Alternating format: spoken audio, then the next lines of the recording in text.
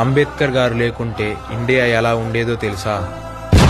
SC ST minority పిల్లలకి స్కూల్లోకి entry ఉండేది కాదు. ఎస్సీ ఎస్టీ మైనారిటీ వాళ్ళు అంటరాని వాళ్ళని ముద్ర వేశారు. ఆడవాళ్ళకి టెంపుల్స్లోకి ఎంట్రీ ఉండేది కాదు. ఆడవాళ్ళకి మాట్లాడే హక్కు ఉండేది కాదు. పేదవాళ్ళని కొట్టి చంపినా అడిగే రైట్ ఎవ్వరికీ ఉండేది కాదు. ఎంతటి చీకటి అంటరాని సమాజంలో ఏప్రిల్ 14, 1891 మధ్యప్రదేశ్లోని మాలే గ్రామంలో డాక్టర్ బిఆర్ అంబేద్కర్ జన్మించారు.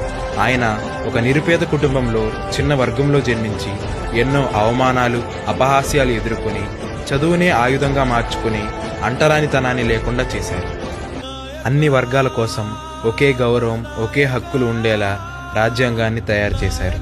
తనకు ఎదురైన అవమానాలు దేశానికి అవకాశాలుగా మార్చేశారు. నిన్న తల వంచిన వారి కోసం నేడు తలెత్తి చట్టాన్ని 2 సంవత్సరాల 11 నెలల 18 రోజులలో పూర్తి చేశారు. 32 డిగ్రీలు సంపాదించిన ఏకైక భారతీయుడు, అలాగే ఫాదర్ ఆఫ్ ది కాన్స్టిట్యూషన్ కేవలం మన అంబేద్కర్ గారు. ఇంతకుముందు ఎవరైతే ఉమెన్స్కి మాట్లాడే అర్హత లేదని చెప్పారో ఈరోజు అదే ఉమెన్స్ ఇందిరాగాంధీ, శ్రీలలిత లాంటి వాళ్ళు ఇండియానే పరిపాలన చేస్తున్నారు. ఇది కేవలం అంబేద్కర్ గారి వల్లనే సాధ్యమైంది. Don't listen to what others say, just keep going on your path. One day your success will prove them wrong. Follow your dreams, not other opinions.